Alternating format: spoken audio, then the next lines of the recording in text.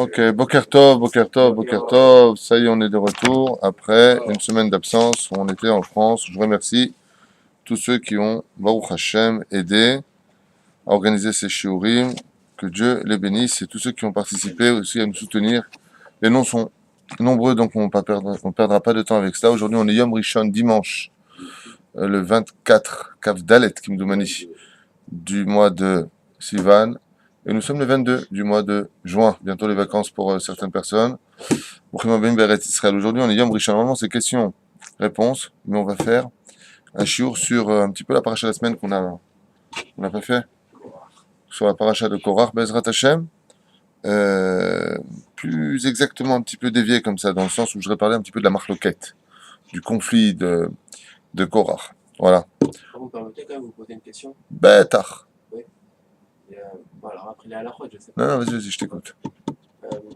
Alors, dans la Masechet Brachot, je crois que c'est Daf Dalet à Bet, on Ouais. dit qu'il faut absolument faire suivre le schéma de la Hamida, parce que c'est la Géoula, c'est pour la Géoula d'Israël, il ne faut pas qu'il y ait de Hefsek, pour Shacharit et pour Arvit. Alors on voit effectivement que dans Shacharit, on fait directement la Hamida. Mais pourquoi dans Arvit, on a intercalé un Kaddish entre les deux? Ah, pourquoi est-ce qu'on a intercalé un Kaddish entre entre la prière du soir et la Hamida? Gal Israël, ou dire Hashem, c'est peut-être Iftar Fi Yagit El Atecha. Comme on aurait fait dans... Sheila Tova Tashoel, Lamati Adil Fner, Be'arbe Shanim, ואני לא זוכר בדיוק את התשובה. Je préfère ne pas te donner de réponse claire par rapport à ça, je revérifierai ça. אני לא זוכר. J'ai étudié ça depuis il y a très très longtemps, mais je ne me rappelle pas. C'est une question qui est posée. Une question de reshoot par rapport à Arvit, Avalani Vareredze. Blineder, je te donnerai des réponses demain. Que de me essayer de perdre mon temps à me rappeler. Si j'essaie de me rappeler, je vais gagner du temps, mais c'est pas le but. Vous avez compris sa question?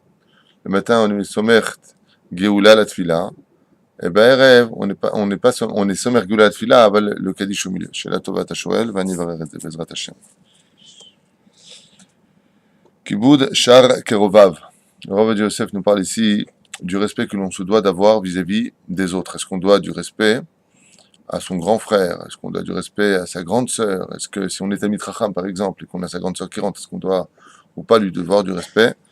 Alors très brièvement comme ça, dans nos halachot, Chayav Adam lechabel et Eshet Aviv, afalpi shena imo. Si par exemple le couple est recomposé et que le papa a épousé une nouvelle épouse, est-ce que les enfants de ce papa se doivent de respecter cette nouvelle épouse? Question qui est posée. Chol zaman shaviv kayam. Ok? Vechen chayav lechabed et baal imo.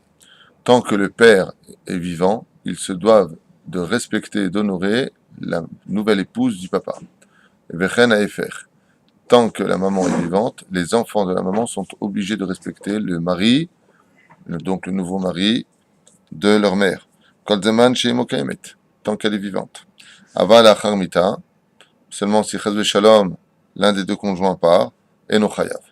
C'est le respect qu'on se devait d'avoir à partir du moment où la personne est décédée, eh bien le respect obligé par la Torah, par la halacha, tombe, mais on se doit d'avoir un respect conventionnel, c'est-à-dire que on se doit de respecter Tchabel et Kol Beriot, on se doit de respecter toute personne, mais on n'est plus tenu de la respecter comme la halacha nous le demandait, c'est-à-dire avec beaucoup plus de valeur. Mikol makom davar agun lechabedam afilu lachamuta.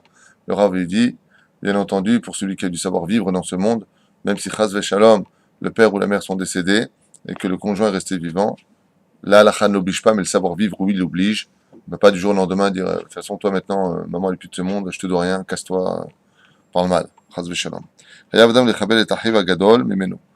L'homme a l'obligation, al pi halakha, de respecter son grand frère. Est-ce que c'est marqué dans la Torah, ça? Adam, l'homme le plus connu à la caméra. Tu cherches. Vous avez une idée? Ok. Chabed et avi, chabed imecha, leman yalchun yamecha me alpene adama. Mais c'est et balerabot. Toujours. Le mot et vient toujours ajouter quelque chose. Sur le Rabbi Shimon Maasuni dans la Gemara. La chen balerabot et ach hagadol. Et avicha, ton grand frère. Ve et imecha, ta grande sœur. C'est marqué en remez, en allusion. D'accord? Ah oui, un homme se doit de respecter son grand frère, comme ça marqué ici. Et s'il a plusieurs frères qui sont plus âgés que lui, comme dans mon cas, je suis le dernier de la famille, donc ils sont tous au-dessus de moi, Hayav lechabed ach ach. Ben sheu ach me'av, ou ben sheu ach me'em, même si ce sont des demi-frères, qu'ils soient les grands frères du côté du père ou des grands frères du côté de la mère. C'est des demi-frères. La notion de demi-frère n'existe pas chez nous. La notion de demi-frère n'existe pas chez nous. Et comment tu appelles ça une... Demi-frère, c'est par J'ai exemple. pas fini. Comment tu appelles ça un garçon qui a divorcé de sa femme, où sa femme est décédée, il se remarie. Il a eu des enfants de la première. Comment tu appelles ça les enfants du deuxième? Des frères. Ça s'appelle des demi-frères. Demi-frère. Je crois. Ah, Horeg, Je crois que par rapport à Yaakov, qui avait plusieurs femmes, c'est tous des frères. c'est tous des demi-frères. Et si on a un petit frère qui est en haut en Torah, ça serait le même din par rapport à ça. Ah, chez la Tova.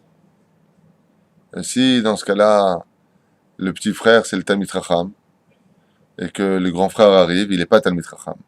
Qui respecte qui? Torah. À mon avis, on doit avoir respecté le petit frère, comme nous disons par rapport à Yosef. אז בוא נראה. וכן חייב לכבד את אחותו הגדולה, וכן la grande sœur, on se doit de la respecter. ואפילו את האח הקטן תלמיד חכם חייב לנהוג וכבוד באחיו הגדולים ממנו. Même si le petit frère il est תלמיד חכם, il se doit et a l'obligation de respecter ses grands frères. לכבד אותם. וגם הם יכבדו בגלל תורתו. Mais les grands frères et les grandes sœurs se doivent de le respecter lui aussi, dû à la Torah qui est en lui. Donc, Mashua Mikan, Shafilou Chavim Lahamod Lefanav. S'il vient avec un Sefer Torah, le frère, si le petit frère vient avec un Sefer Torah, les gens ils se lèvent ou pas? Ils sont obligés de se lever. Oui? Alors, c'est pareil, si lui maintenant c'est un vrai Talmid Chacham, il le donne Mamash Torah Tov, Azou Chayav Lechabed Oto, il est obligé de le respecter, à cause de la Torah qui est en lui. Yesh mi sheomer shegam leachar mitat aviv ve'imo chayav lirvod achiv agdolim mimeno. Maintenant, j'aurais pu penser qu'il y a des poskim qui disent que non, maintenant il est pas tour. Si le père et la mère sont décédés, alors alenu velo alechem, il serait pas tour, c'est-à-dire il serait quitte de respecter son grand frère et sa grande sœur. Selon Nachon. Afilou, même si le père et la mère sont décédés, même un jeune qui est Talmid Chacham se doit de respecter son grand frère et sa grande sœur, afilou lachar mot haorim, même après la mort des parents. Chayav adam lechabed et hamiv be'kema ve'idur. L'homme a l'obligation de se lever devant son beau-père et sa belle-mère. On a expliqué la dernière fois que selon le Ilkut Shimoni, c'est une grande mahlouquette. Selon le Midrash Ilkut Shimoni qui est juste derrière moi, C'est quoi? lui, le Ilkut Shimoni c'est des commentaires sur la Torah. Un très bon livre, excellent livre, qui est juste derrière. Sinon, voilà, ils sont là. Ici. Selon le Ilkut Shimoni, qui est un livre de référence et accepté par tous, le respect dû aux beaux-parents, il serait dû comme pour les parents eux-mêmes. C'est-à-dire que selon le Ilkut Shimoni, on se doit de respecter son beau-père et sa belle-mère exactement comme son père et sa mère. La halakha n'a pas été fixée comme le Ilkut Shimoni. La halakha dit Yechabed oto ki anashim kshishim, comme des personnes qui sont âgées, pas comme des personnes, pas comme son beau-père et sa belle-mère. Donc la halakha elle est différente. Pas sauf psak halakha le maaseh. Yechabed otam, sur son beau-père il rentre, il se lève devant lui.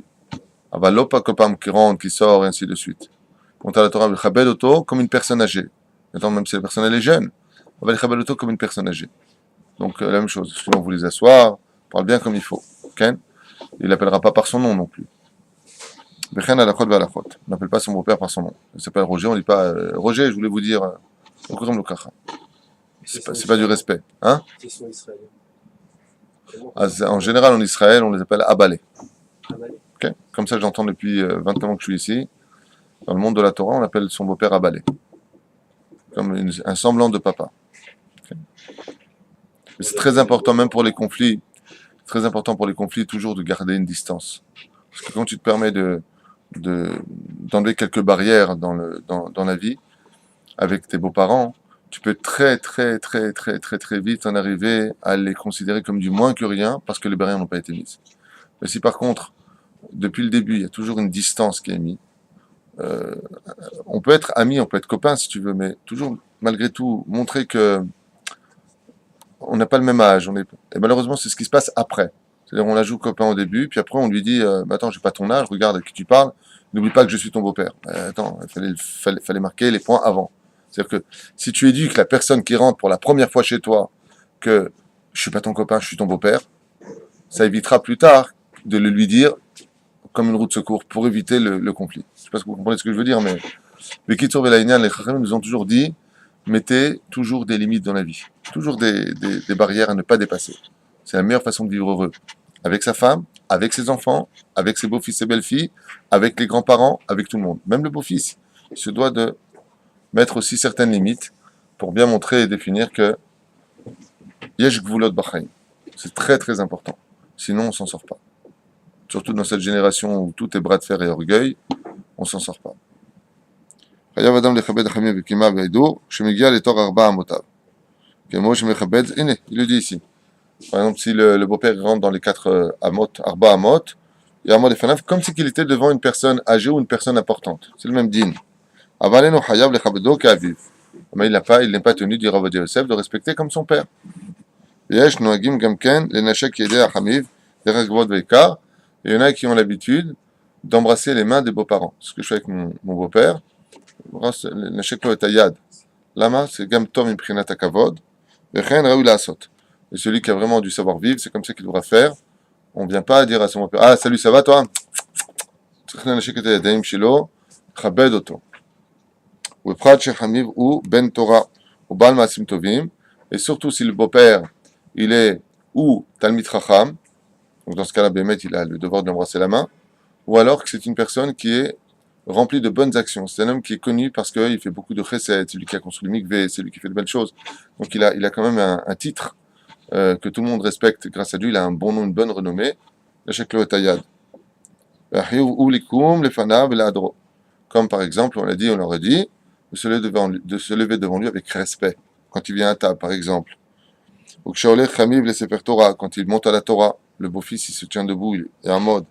Et en mode pas il se tient debout le temps qu'il monte et il s'assoit, il se tient debout jusqu'à ce qu'il revienne s'asseoir. Il gâche et lave le neshek yadav et il viendra vers lui. Tant pas que le beau-père il vient. C'est lui qui vient vers lui. Le neshek lo et yadav. Vous ne vous rendez pas compte combien ce genre de choses qu'on entend maintenant paraîtrait un petit peu primaire pour nous, un petit peu primitif. À nos yeux, vous ne pouvez pas savoir combien cela fait nachat kadosh baruch hu. Combien Kadosh baruch hu il aime ce respect-là, ce kavod entre les hommes. כמו שכתוב, כמו שנוהגים לעשות כן בעליית ספר תורה של האב, ולא יקראהו בשמו, voilà ce que je viens de vous dire. On n'appelle pas son beau-père par son nom, כן? אלא אם תאר רבי ou ploni. Si c'est un ram, on dit rabbi, si aval, on lui donne pas, on l'appelle pas par son nom, zélo yafé, zélo derech eretz.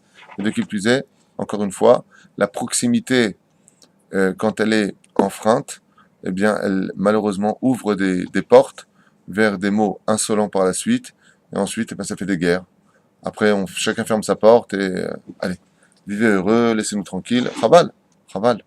Alors que toute la joie d'une famille, c'est quand on est les fêtes ensemble, quand on est les enfants, les petits-enfants, les petits-petits-enfants ensemble. C'est une grande bénédiction.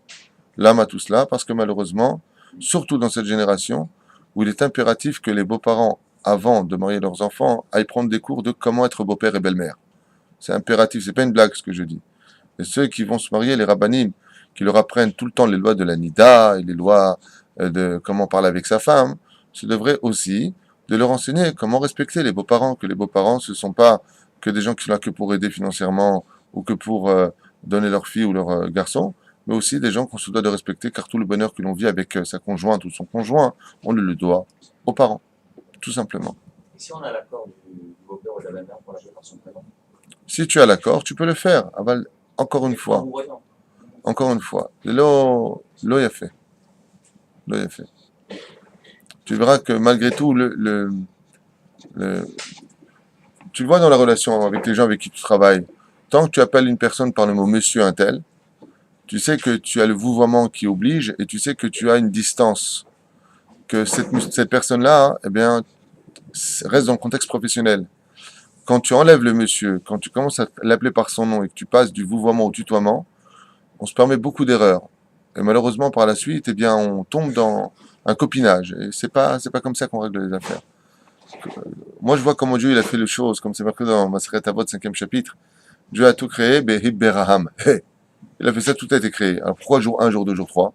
Parce qu'une fois que tout a été créé, il nous a appris, Hachem, dans un langage d'enfant pour nous, que si tu veux qu'un monde marche bien, il faut mettre chaque chose dans sa case. Jour 1, le ciel et la terre. Boum. Jour 2, les séparer. Jour 3, comment dire, les étoiles et tout ce qui... Pas le jour... non, c'était jour 4, ça. Okay, la nature a été créée. Jour 4, c'est le ciel et la terre, c'est les étoiles, le soleil, la lune qui ont été créés. Mais tout ça, ça a été créé en une seconde. Tout en même temps a été créé. C'est Zelonachon. Alors pourquoi il a fait ça? Pour te faire comprendre que dans la vie, quand tu veux que ça marche, quand tu veux que la nature des choses respecte l'homme, il faut les placer dans des casiers. Et c'est pour ça que c'est dommage que malheureusement un homme, avant le mariage, il ait un comportement de gentleman. Et après le mariage, ça va, c'est ma femme, c'est pareil. Zelonachon. C'est pareil dans les relations, c'est pareil dans le travail, c'est pareil dans tout. Quand on se permet, quand on se permet d'être trop proche d'un client, alors même le client après il peut se permettre de les alzel. Pourquoi? Parce que justement les barrières ont été enlevées. Tandis que si les barrières étaient restées, eh bien les choses seraient différentes. Je pense que tu es d'accord. So, Du jour au lendemain, on peut changer. Hier, on l'appelait par exemple André. Demain, on peut l'appeler papa. Il va dire tiens, qu'est-ce qui se passe? Si t'expliques. moi j'appelle mon beau-père papy, j'appelle ma belle-mère madame Dahan par son nom de famille. Je garde des distances. Et ça marche très bien. On est tous heureux. Tout le monde va bien. Papy essaie de me mordre, il n'a plus de dents, je suis tranquille. Tout le monde va bien. Si t'expliques, pourquoi pas? La mano. On peut expliquer en disant Ok. voilà, à partir de là, je vais me montrer plus de cravate. D'accord. Vous verrez que plus vous respecterez les gens, plus vous serez apprécié des gens. C'est-à-dire que ce que je tiens à vous dire à voix haute, c'est que la meilleure façon d'être respecté, c'est de savoir donner l'exemple à autrui. Respecte, et tu verras qu'on te respectera.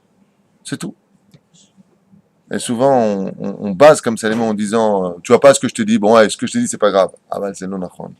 Un mot mal placé, c'est un coup de couteau dans le cœur, et ça fait plus mal qu'une gifle. Une gifle, ça s'oublie pas un mot. Je vais faire très très attention. Et bah, sauf, chacun, Bezrat Hashem, attend que Dieu envoie la punition à l'autre. De toute façon, avec la vie, tu apprendras.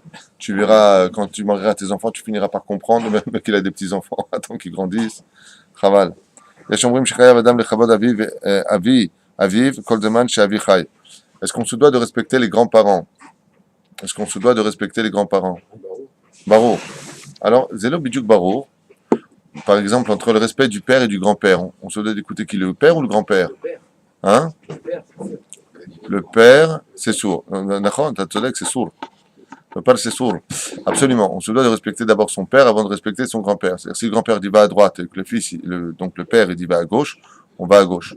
On n'écoute pas le grand-père avant le père. D'où le problème d'éducation des grands-parents qui s'investissent un peu trop dans l'éducation de leurs fils devant les petits-enfants. Sauf si c'est dans Sauf, non, ça dépend. Si c'est le Talmid Chacham qui lui enseigne la Torah ou pas.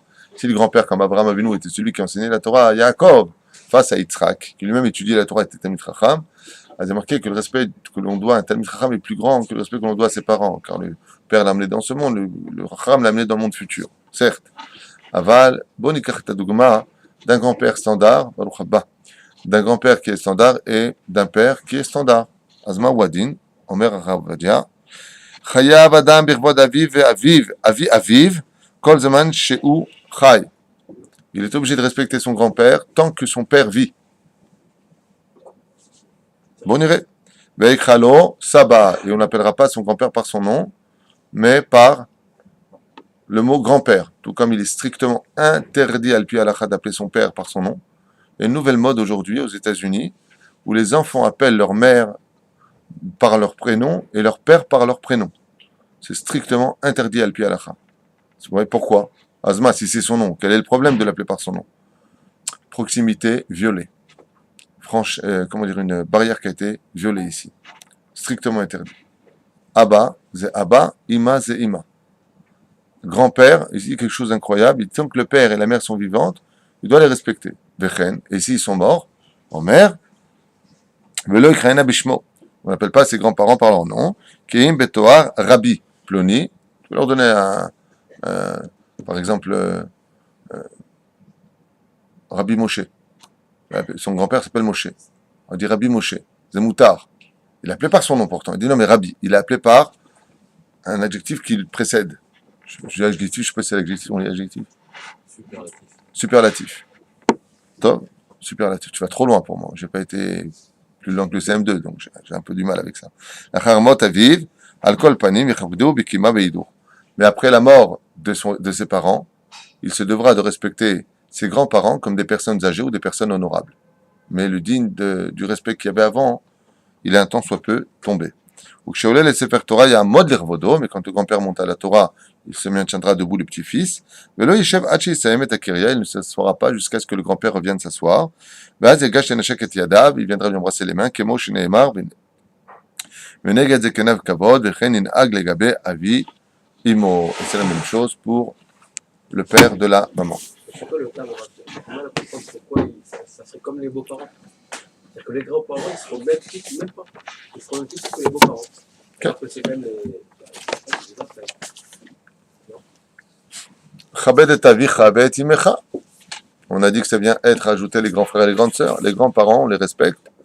Aval de l'autre côté, il y a une éducation, parce que la Torah a peur, à mon humble avis, que les hiérarchies se brisent. Il faut qu'il y ait des feux rouges et des sens interdits. C'est l'exemple que je t'ai donné. Grand-père, il dit, bon, les petits-enfants, vous venez faire Shabbat chez moi. Le père, il dit, non, vous restez avec moi ce Shabbat. On met les enfants face à un dilemme, il faut trouver la halakha. La halakha, hein? Si le père, il est mort, peut-être que si le père, il est mort, après que... Non, le père est vivant. Respectez tant que le père est vivant. Oui, mais alors si le père, il est mort, c'est que le grand-père, quoi qu'il arrive, il nous dira à gauche, on peut dire... Alors, une fois que c'est fait, si par exemple le grand-père, il te dit, non, tu viens à la maison ce Shabbat, d'accord? Maintenant, si tu lui veux garder ce titre-là de kavod, comme pour le père, si tu le fais pas, à ta choser kavod, tu lui manquerais de kavod. On te dit non, tu n'es plus tenu comme avant de le respecter, si ce n'est que comme une personne âgée, une personne honorable. Tu comprends la différence? Parce que sinon, ça voudrait dire que on mettrait chaque fois les petits-enfants en porte-à-faux. Papa, il a dit que tu fais ça, si tu ne le fais pas, à ta choser kavod, si tu aurais pu le faire, tu manques de respect. Donc la Torah nous enlève des barrières pour que les petits-enfants puissent s'épanouir sans pour autant être mis excusez-moi pour le mot employé, mais mis en laisse par le respect dû aux beaux-parents, qu'Alvachomer si les grands-parents, si les parents eux-mêmes sont partis de ce monde. Donc si par exemple son père et sa mère sont décédés, le grand-père dit non, tu vas pas me laisser tout seul ici à Paris, moi tu me sers, moi je suis ton grand-père, tu dois m'honorer. On lui répond, Al-Pi Al-Kha, je suis désolé, je n'ai pas à t'honorer. Je me dois de t'honorer et pas te manquer de respect, mais je n'ai pas à t'écouter. S'il n'y avait pas ces lois-là, comment tu veux qu'on s'en sorte? Vous comprenez? Top. On met Rabbi Nachman Breslev sur les mérivot. On avait dit qu'on parlerait aujourd'hui de la dispute des conflits. Mais avant de commencer, on en a parlé un petit peu hier pendant Shabbat Kodesh, Baruch Hashem. Ça fait 2h15 de shiur sur le domaine des conflits. À savoir que le conflit, c'est quelque chose de négatif et le conflit, c'est quelque chose de positif. Dans quel sens le conflit est quelque chose de positif? Si le conflit est fait l'Shem Shamaim. C'est-à-dire que dans l'absolu, on a tout à fait le droit de ne pas être d'accord avec l'autre. Un Lubavitch peut tout à fait être en désaccord avec un Rav Shach. C'est pas interdit. Au contraire, la richesse, c'est d'être mis en porte-à-faux par rapport à l'autre et réajuster, c'est le but absolu du Chaver. Un vrai Chaver, on avait dit, un vrai ami, c'est celui qui dit à l'autre, t'as eu tort. T'aurais pas dû faire comme ça. Tu lui as mal parlé. Alors si c'est ton ami, tu aurais pu penser qu'il aille dans le sens du poil. Il te dit pas du tout. La reine, par exemple, on est à table pendant Shabbat Kodesh, on a des amis, on veut parler du conflit du monde Haredi qui doit faire l'armée ou pas.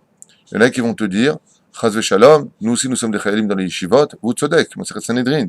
Il y en a d'autres qui vont te dire, oui mais tu viens en Israël, il y a un État, Dina de Malchuta Dina, c'est bien aussi de servir son État, peut-être que maintenant on devrait faire 6 mois ou 8 mois ou 1 an, et la personne va rentrer en conflit avec l'autre.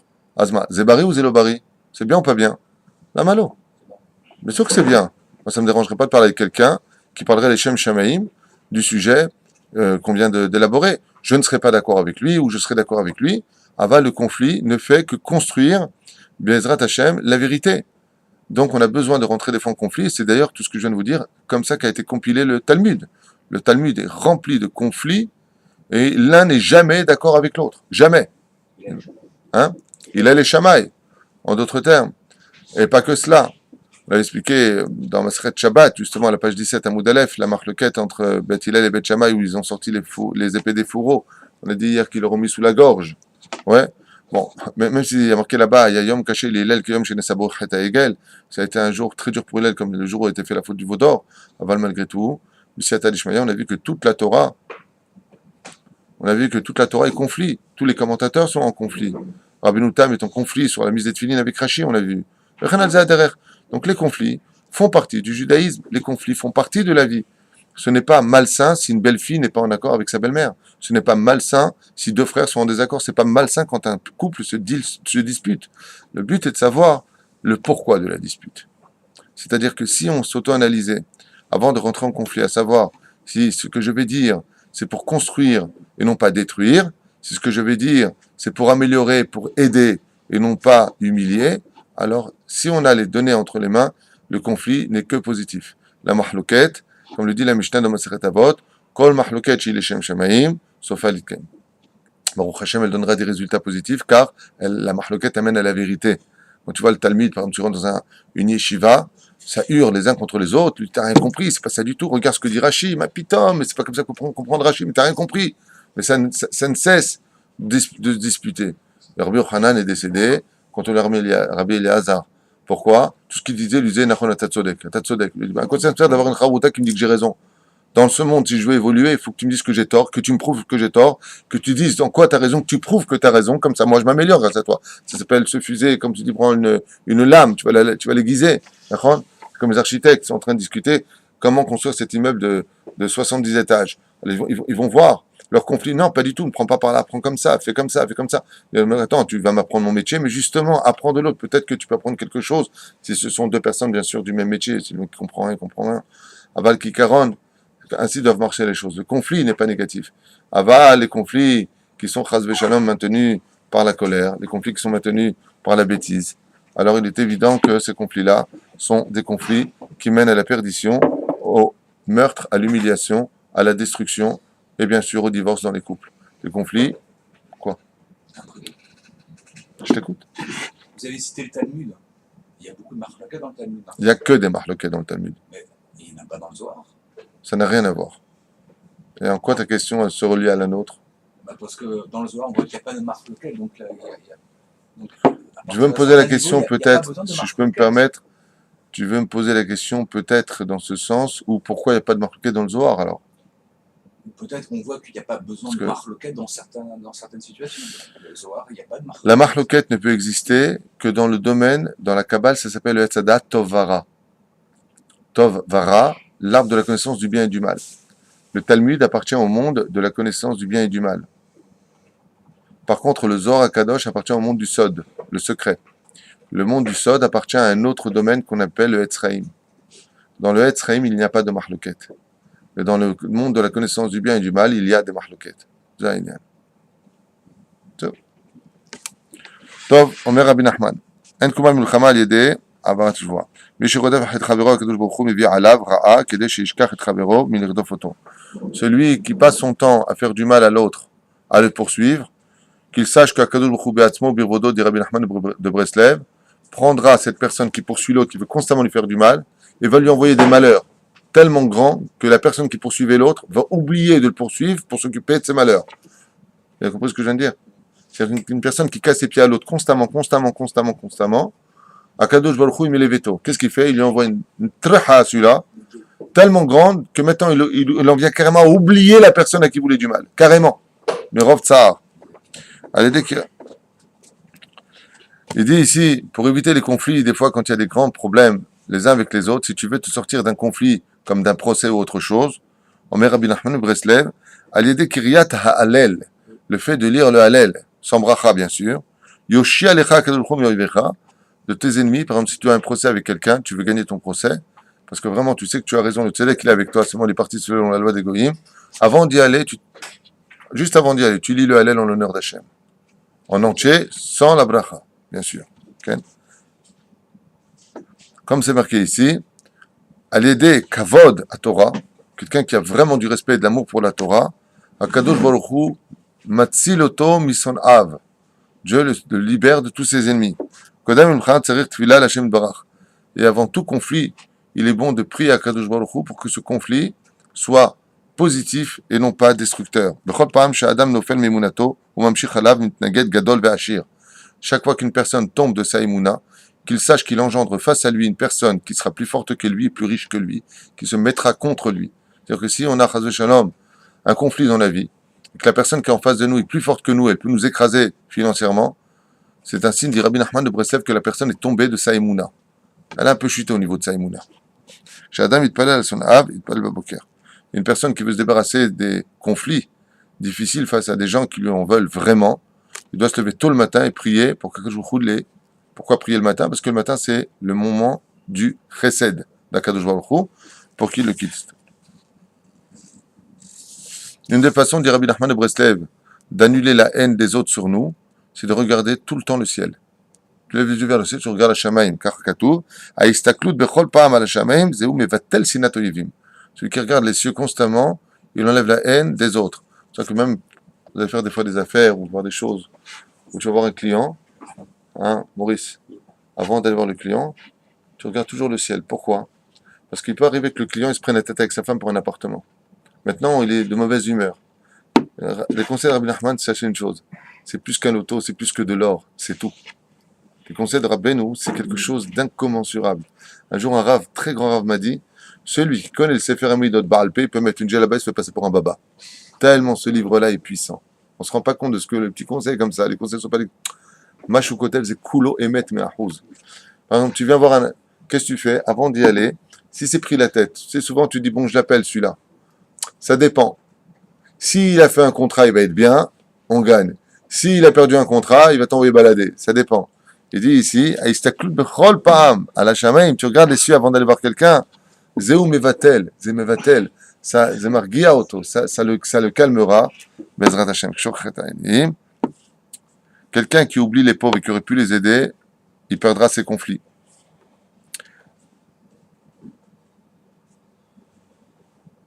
Si tu vois un pauvre qui est poursuivi par un rachat, qu'on dirait que c'est un Baal Gahava. Apparemment, ce pauvre-là, c'est quelqu'un qui a de l'orgueil. Michoun,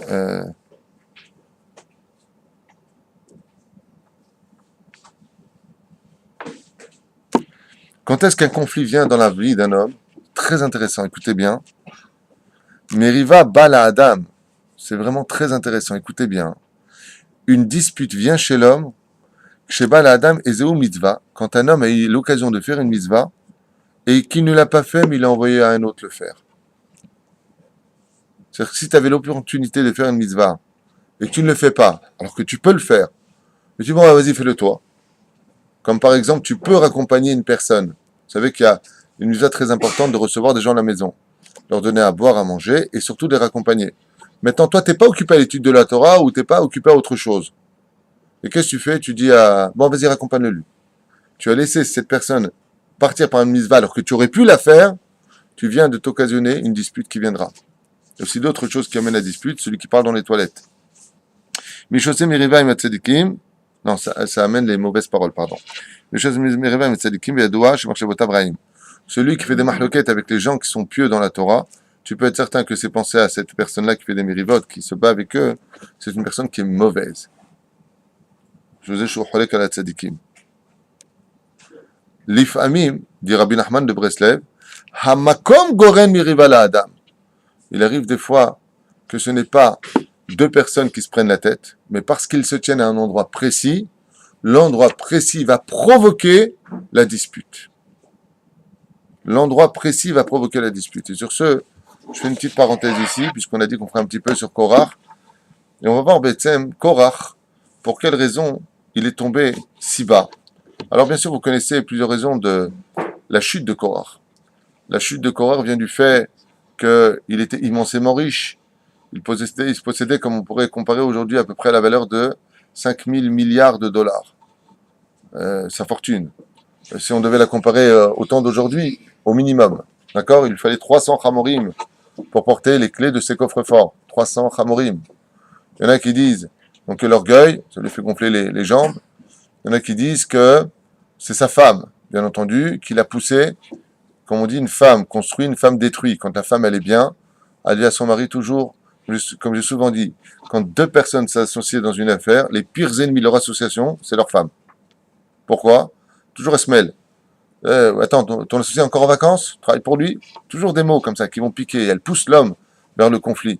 Alors que l'homme en lui-même, il apparaît son copain, écoute, je vois bien avec ma femme, tu me laisses partir, ça te dérange pas, tu peux t'arranger sans moi. Non, les hommes, entre nous, on a une facilité de se pardonner facilement. Les femmes, elles sont bina et elles sont feu. Elles sont distinction de l'intelligence et en plus gvora. C'est du feu. Alors que quand elles se mêlent, ça fait des conflits. Et là, c'est ce qui s'est passé pour Korach. Oui, on a expliqué que Korach, lui, pourquoi on l'appelle Korach? Il n'avait pas un poil. Il dit, ouais, il t'a ridiculisé, il t'a coupé les poils. Chazal, ils disent, Moshe était très barbu. Il était obèse. Il était très barbu. Lui, il s'est rasé complètement. Pour servir les Lévi'im, pour servir Hachem, devait passer par la tondeuse absolue dans tout le corps. Le rasoir, quelle tondeuse? Le rasoir, pas un poil, ni les sourcils, ni les cils, ni la moustache, ni les poils dans le nez. Rien. Rien. Il faisait beaucoup de sodotes. Pourquoi? Aval, quoi qu'il advienne, Korach, il n'avait pas tout ça, milchatri, il n'avait pas un cheveu sur la tête, pas un poil sous le menton, rien. Il était un berbe. Azlachen. Quand il est venu, il lui a dit mauvaise foi. Ah, il t'a ridiculisé. Tu as vu comment il t'a rendu.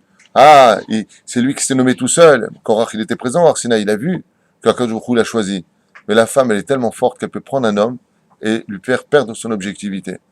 Mais dans cette même paracha, la femme d'On Ben Pelet, Baruch Hashem, elle a su mener son mari à éviter la mort et à tomber aussi avec le conflit, comme on l'a dit. Toutes les punitions de ce monde appartiennent à des âges. Je m'explique. Jusqu'à 13 ans et un jour, on est jugé dans ce monde par le Beddin d'en bas. Jusqu'à 20 ans, on est jugé par le Beddin d'en haut. La paracha vient nous apprendre que les conflits dans ce monde, c'est la seule punition que même un bébé qui est dans le berceau, il est puni avec les parents. Puisque tous ont été avalés et emmenés au Gehinam. À cause de quoi? D'une mériva, à cause d'une dispute. Alors, Rabbi Nachman nous dit ici, Ahmakom Gorem. Il arrive des fois que c'est l'endroit qui provoque la faute. Sur ce, je vous invite à rentrer dans un superbe commentaire sur la paracha de la semaine qui explique que Béhémet, des fois, c'est l'endroit qui provoque la dispute. Alors, qu'est-ce qu'on fait dans ce cas-là? Quand, par exemple, tu es en train de parler avec quelqu'un, si tu veux éviter le conflit et que ça commence à chauffer, vous faites quelques pas ensemble. Si vous êtes dans un endroit précis et que des fois, Béhémet, ça prend une mauvaise allure, essaie de quitter l'endroit là où tu te trouves parce qu'il est fort probable qu'à l'endroit où tu te trouves, il y ait de la colère juste à l'endroit où tu es. Et cette colère influence. Sachez que scientifiquement, c'est prouvé, ce que je vous dis. Que les endroits peuvent influencer sur les personnes. Scientifiquement, c'est prouvé aujourd'hui. Il y a une vidéo qui est sortie sur YouTube par des scientifiques et qui prouve qu'il y a des énergies négatives qui se trouvent dans les endroits. Bon, pas rentrer là-dedans, on n'a pas besoin des scientifiques pour croire ce que nous dit la Torah, parce qu'on va le lire noir sur blanc ici. Qu'est-ce qui a provoqué Bémet que Korach soit tombé si bas? Il y en a qui disent son nom. Korach est un nom de Goy, puisque le petit-fils de Esav s'appelle Korach, Aloufé Korach, et que le fait de l'avoir appelé par un nom de Goy a provoqué chez lui une faille dans sa neshama. On en avait déjà parlé une fois, et sur ce, ça l'a fait tomber. Alors, Omer Arabe, Parashat Korach Modia Lanu, Ad Kama Kasha Mahloket, on vient nous apprendre ici combien la Mahloket est difficile et la punition est rémédiable. Chez un Adam Le'enash Ba'olamazeh, Haché, comme on l'a dit. Un homme peut emmener et engendrer sous ses pieds le Gehinam à cause de la colère et du conflit. Car dans le conflit, on en arrive pratiquement à 100% au Lachon Hara, quand on se dispute. On arrive très souvent à du Motzi Shemra, à des insultes et à des humiliations. Sur ce, on enfreint, à cause de la dispute, absolument tous les interdits de la Torah. Shnema ou Shneem, Bnei V'Tapam, V'chule V'chule. Valza Amrou, Tikre Vaikach Korach, et la Vaï le Korach. D'où son nom, Vaikach Korach. Ne lis pas Vaikach, il a pris Korach. Et là, Vaï, malheur, le malheur qu'il a pris, c'est quoi? C'est celui qui est Bal Mahloket. Une personne qui aime bien les disputes, une personne qui aime bien provoquer tout cela, qu'il sache qu'il prend sur lui et avec lui le malheur dans la main. Là, comme il y a marqué, Oev Shalom Verodev Shalom, c'est le but de ce monde. Il faut être un homme de paix. L'autre arrive. Mahloket Agdola, Azo, Garmalo, Ishto. Donc lui, il vient ici, il dit, à cause de sa femme. Tov.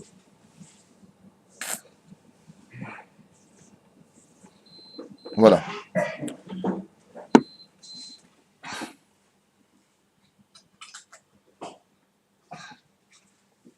Shalom Mefarshim, Madoua Korach haya sonnet Moshe Rabbeinu alav shalom. Les Mefarshim nous ont dit pourquoi Béhémet, Korach, il détestait Moshe Rabbeinu. Pourquoi?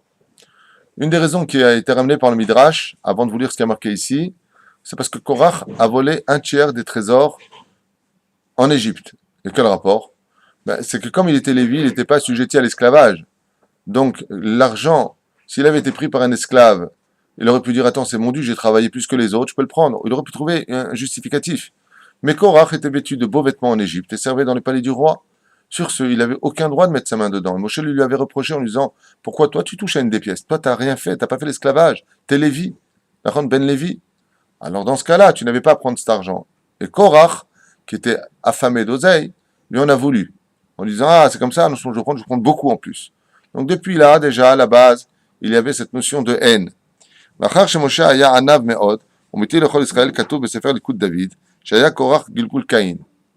Donc on nous dit ici que Korach, en réalité, comme c'est marqué dans les Likoud David, et marqué aussi dans d'autres références, Korach n'était autre que la réincarnation de Caïn.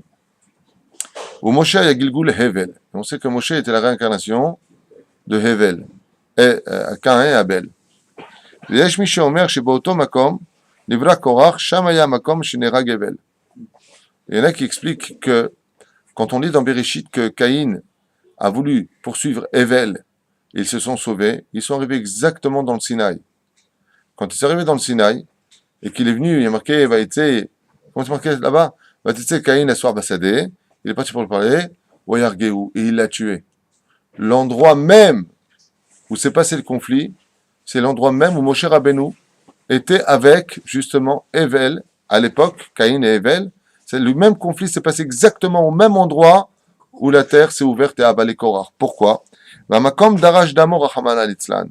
L'endroit où il se tenait Korach avec Moshe, c'est l'endroit où, dans les Gilgulim précédents, dans les réincarnations précédentes, Caïn a tué Hevel.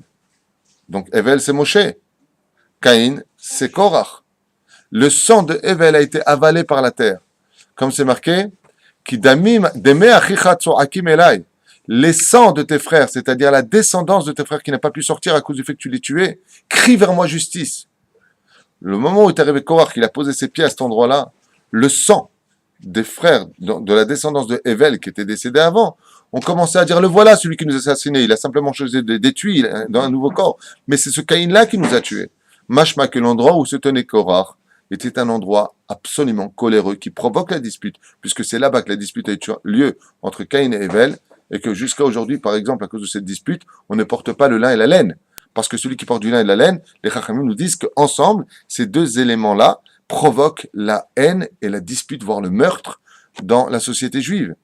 D'où l'importance de ne pas porter le lin. Pourquoi? Parce que Hevel, il a porté la laine et Caïn a porté le pishtan, le lin. Ensemble, ça a provoqué la mort. Rachamanetzan, vezeu mida keneged mida. והילו הפעם היה קורח כובש את יצרו של חמדה, et si Korach cette fois-là il a fait tchouva, il avait calmé son kavod, ses envies, et comment dire, akina ta'ava ve kavod, akina sa jalousie, eh bien tout simplement, il aurait fait tchouva, il aurait calmé à ce moment-là l'endroit sur lequel il s'est trouvé, les sangs se seraient calmés. Pourquoi? Parce qu'il aurait fait tchouva. Et lui, qu'est-ce qu'il fait? Poussé par sa femme, par rapport à la situation, il maintient sa colère dans un endroit de colère, ça va provoquer tout simplement, la terre va ouvrir sa bouche pour avaler Korach, tel qu'il avait fait en sorte que le sang soit avalé par cette terre-là dans les Gilgulim précédents. C'est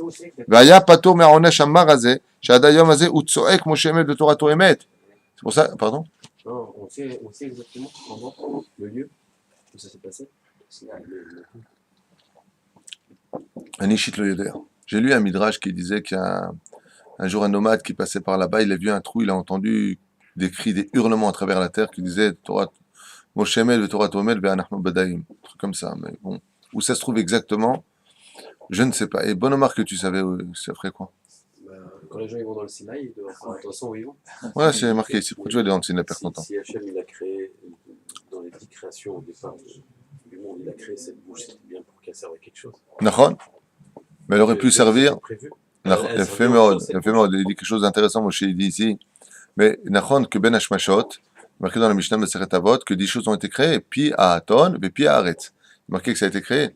Mais les choses qui ont été créées, par exemple, Korach, Bilam, il a la bouche de Saaton qui s'est mise à parler. Mais il n'y a pas marqué qu'est-ce qu'elle devait dire.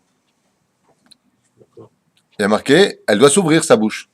Si Bilam avait fait Teshuvah, le puits d'Aton, il aurait dit des choses positives. Ta Teshuvah a été reçue de cieux, maintenant tu fais partie des grands d'Israël. Mais comme il n'a pas fait Teshuvah, il a ouvert un bout du mauvais côté. Batista arrête cette pia. La terre, elle se serait ouverte, pas pour engloutir des gens, mais pour faire monter les Neshamot du Gehinam vers le Har Sinaï. Ça veut dire que dans toute chose qui a été menaçante pour le peuple d'Israël, Dieu peut toujours les transverser en bien, mais si on ne va pas dans le bon côté, on le fait en mal, comme c'est marqué. Poked avon albanim, valbenebanim, alshilishim, valribiim. La faute des pères seront reportées sur les enfants. Rachid dit attention, si les enfants perpétuent la faute des parents, mais s'ils ne le perpétuent pas, pourquoi ils paieraient pour lui? La différence est pareille.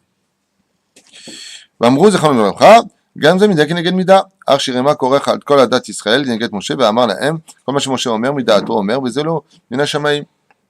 Donc vous disiez c'est pas min hashamim tout ce qu'a fait Moshe, c'est lui Stam qui l'a écrit, donc vous entendez bien ce qui est marqué ici. Toute personne qui dit ouais la Torah c'est Stam Moshe qui l'a écrit ira rejoindre Korach dans le Gehinam, parce que c'est exactement ce que nous dit ici. En quoi était la faute de Korach? D'avoir osé accuser Moshe d'être un imposteur et d'avoir Stam écrit des lois pour se mettre lui-même en valeur. נמצא שכפר בתורת שמיים וניתנה על ידי זה משה והתורה היא קיום שמיים וארץ.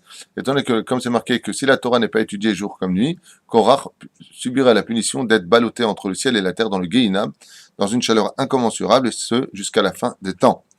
וקיבל שני עונשים ביחד מן השמיים ירד אש שורף ושורף מן הארץ בולעה ואינו בולע. C'est-à-dire il est brûlé dans le ciel et il est avalé par la terre, vomi dans ces deux directions-là. Pourquoi? Parce qu'il a simplement dit, ça c'est les rabbins qui ont écrit. Ça s'appelle Kofer Batora. Alors écoutez bien, je répète. Korach est accusé d'avoir commis une faute terrible qui s'appelle Apikoros, comme c'est marqué dans Masechet Sanhedrin. Le Daf Tzadi Amoud Aleph en bas. Qu'est-ce que c'est un Apikoros? Celui qui dit, ça c'est les rabbins qui ont écrit, c'est pas Mina Shamaim, c'est ce qu'il dit Korach. Moshe est un imposteur. C'est toi, Stam, t'as écrit des choses comme ça pour Babel Tamor, t'es un grand gourou. Ça s'appelle Bnei Korach. Quand cette personne elle décède, là où est Korach, il joue au yo-yo. On l'amène dans le Gehinam là-bas, il fait l'aller-retour. Mais vous n'être muet que de dire de telles sottises. Mais Shomer Moshe Emet, Vetorato Emet. Et qu'est-ce que diront ces gens au Gehinam? Moshe Emet, Vetorato Emet. Voilà, comme ça, tu apprendras à te taire. Yadoua lanu shebaolam hashafel hazeh, yesh ma'aseh Satan. Et on sait que dans le monde dans lequel on vit, le Satan intervient souvent. Ozman she'echad medaber ezeh dibourra, ala sheni techef aminim bo, vechoshdim omrim adibour. C'est pour ça que les gens ici, comment le Satan il adore mettre le balagan, comment les conflits surgissent. Dès que tu parles de deux choses précises, vous avez remarqué que le Satan, il a toujours ses deux jambes sur terre. On a souvent parlé de ça. Quelles sont les deux jambes du Satan sur terre?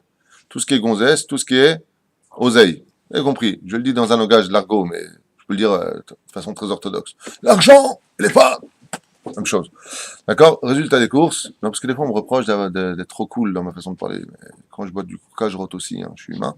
Donc, je vais quand même faire attention à mon langage. Mais ce que je veux dire par là, c'est que le Tzarel a ces deux jambes-là sur terre. Comment il arrive à nous avoir? Avec les ragots. Dès que tu parles, ouais, de toute façon, t'as fait ça pour ton cavote, tu voulais de l'oseille, les gens, ils raffolent de ça. Ils raffolent dès que tu parles d'oseille. Tu te rends compte, celui-là, l'argent qu'il a pris, ah, qu'est-ce que c'est? Ou alors, elle parle de femmes. Ah, celui-là, ce qui paraît, tu sais, je sais pas, mais c'est pareil, il aime les femmes, hein. Celui-là, il est comme ça, celui-là, comme ça. Les gens, ce qu'il dit ici, ils adorent. C'est exactement ce qu'a fait Korach. Il est venu sur le kavod, c'est-à-dire que dans les conflits qui ne sont pas les Shem Shamaim, sachez, je vous le dis dès maintenant, c'est un cadeau de l'étude. Sachez, les gens qui ne sont pas les Shem Shamaim reprocheront toujours aux autres ce qu'ils sont eux-mêmes. D'où le verset, on juge les autres d'après soi-même. Si tu veux savoir ce que pense une personne de lui, et qu'il y a une dispute, tout ce qu'il va te reprocher, ouais, tu viens jamais à l'heure, t'as un ceci, t'as un ça, c'est ce qu'il est. Si c'est pas les Shem Shamaim, si c'est Shem Shamaim, je parle pas de ça. Ah bah, si cette dispute, elle est pas pour construire, alors automatiquement, c'est que ce qu'il reprochera à l'autre, c'est ce qu'il est lui-même. טוב, בוודאי בחינם זה, יש משהו באמת שזו מעשייתם על זה, לשון הרע של קורח חשדו בו במשה בשת איש. Alors maintenant, au בגנבה. Donc c'est ce qu'il dit ici. Korach, il a réussi à faire passer Moshe Rabbeinu pour un homme à femme et pour un homme à argent. Et donc là, bien entendu, on adore et on raffole, on veut tout écouter. Qu'est-ce qu'il a fait? Qu'est-ce qu'il a violé? Qu'est-ce qu'il a pris? On adore.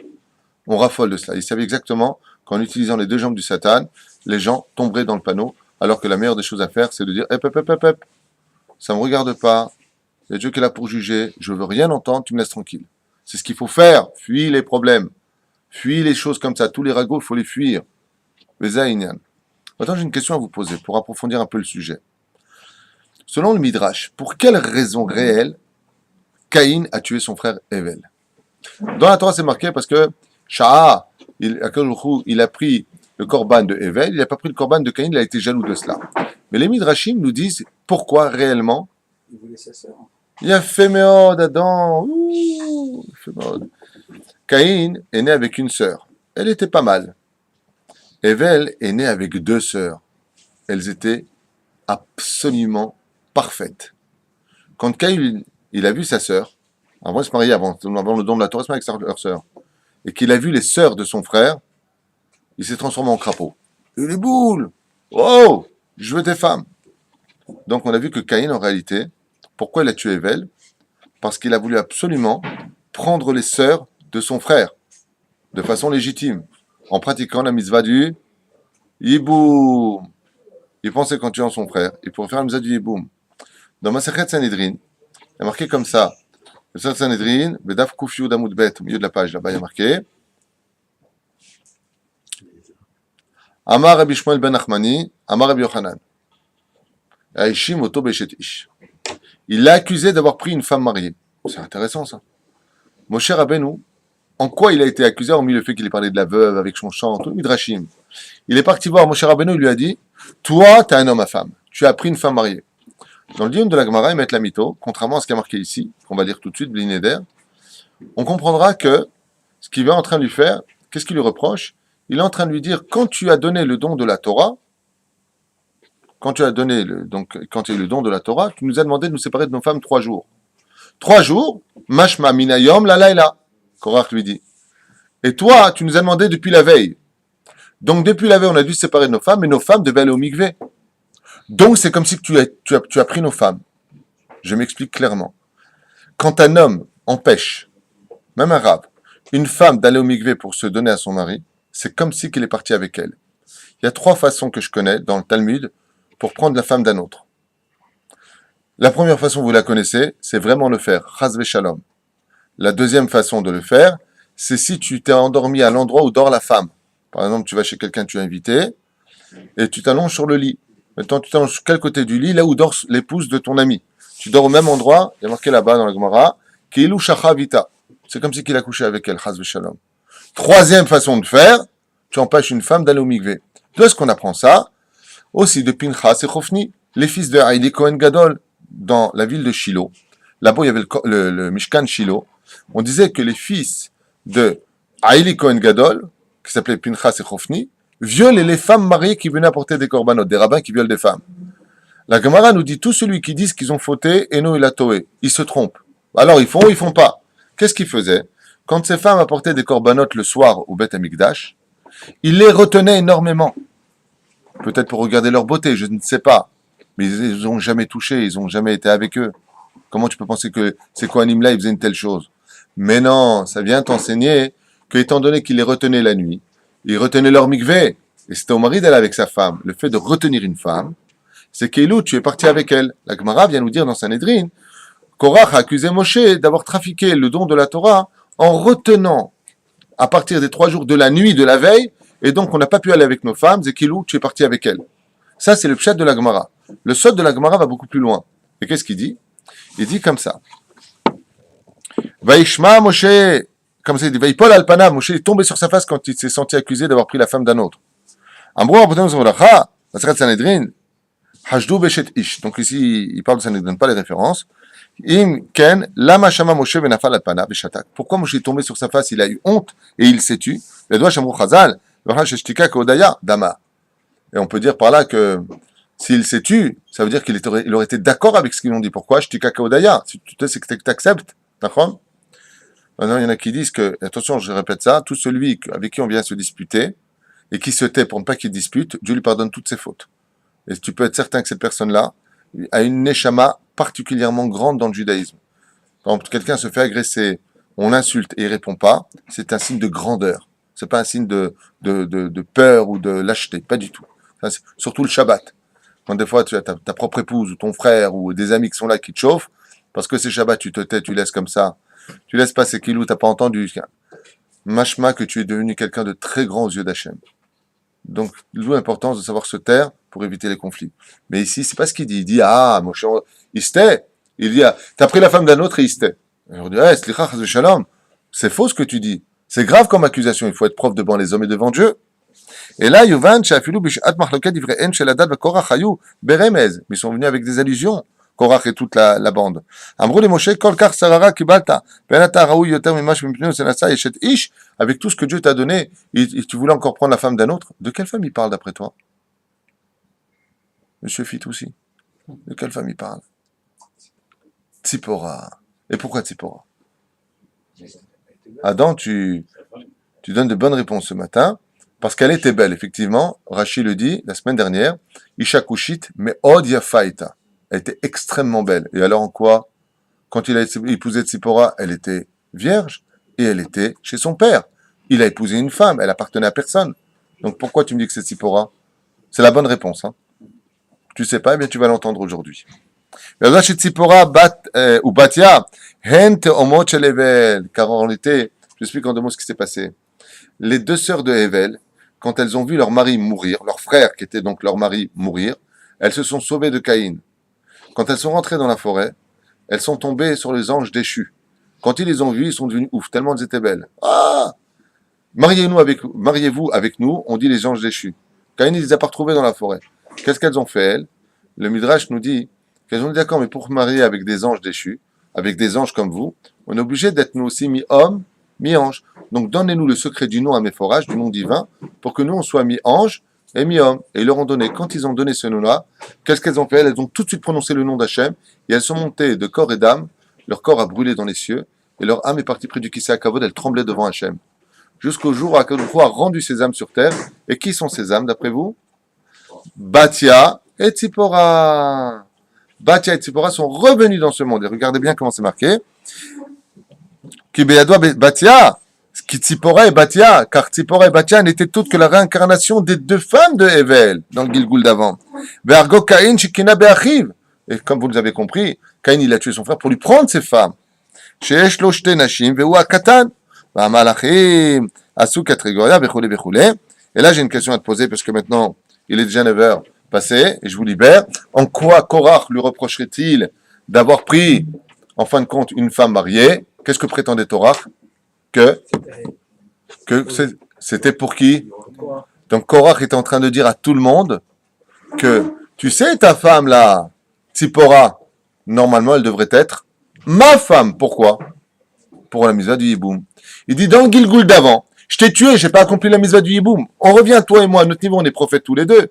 Il a le roi HaKodesh, parce qu'il a vu que Shmuel Hanavi, Shmuel, qui était plus grand que Moshe, le manik d'Israël, le roi d'Israël, entre guillemets, et Aaron, de Kohen Gadol, Shmuel était plus grand. Les yeux de Korach l'ont fait tomber, on avait expliqué. Donc c'est vrai que il a vu l'un et l'autre. Donc s'il est plus grand en tant que Kohen et en tant que manig, et qu'il est mon descendant, j'ai une Tana, en d'autres termes, j'ai une raison de te dire que je suis plus grand que vous. Mais la Tana, l'argument qu'il vient de donner ici, il est terrible. Il est en train de dire quoi? Mais pas du tout. Cette femme que tu as prise, c'est une Eshet Ish. Et c'était qui le mari pour lui? C'était lui-même. Tu m'as pas laissé le prendre. Et voilà que le Midrash nous dit, ici, Shote Aya, qu'est-ce qu'il était bête? Pourquoi? Qui en mizvat yiboum. À l'aider à Riga. Le yiboum, il vient Beshogeg. Il vient pas Mémézid. Si le frère, il est mort d'un accident, alors il y a mizvat yiboum. Mais qu'est-ce qu'il fait le mec? Il voit la femme de son frère. Qu'est-ce qu'elle est belle, elle. Mon frère, viens, je te pousse. Tac, il le pousse. Le frère, il meurt. Il dit à la femme, Lechem, Koshev L'chou, Anerin, Iba Leke mizvat yiboum. Il dit, ma pitom, il n'y a pas de mizvat yiboum quand un frère, il tue son frère pour lui prendre sa femme, faire le mizvat yiboum. Pourquoi? Chez En mitzvah ba be'avera. Donc on voit ici qu'en réalité, tout était de mauvaise foi et tout était faux. Parce que Moshe avait déjà divorcé de sa femme, c'est marqué dans la paracha d'avant. Pourquoi tu as divorcé de Tzipora? Donc si vraiment tu la voulais, tu aurais pu la prendre. À part cela, on ne fait pas de mitzvah sur le dos d'une Avera. Et tout ça s'est passé où? À l'endroit de la dispute, à la création du monde entre Hevel et Caïn, où l'endroit, comme dirait ici Rabbi Nachman Breslev, il dit, les familles, c'est l'endroit dans lequel tu es. Des fois, tu peux rentrer dans une maison, tu t'entends très bien avec ta femme, tu rentres quelque part, depuis que tu es dans cette maison, conflit. Apparemment, il faut faire du karcher, faire beaucoup de zor dans cette maison, car il doit y avoir aussi de la colère. Ou alors, dans le sens contraire, quand on rentre dans une maison où il y a beaucoup de kidusha, ça influence les tova v'livracha, et des fois le couple qui allait mal commence enfin à aller bien. C'est ce que je vous souhaite, Bezrat Hashem, beaucoup de shtam bayit, et surtout, faites attention où vous mettez les pieds. Kol tov.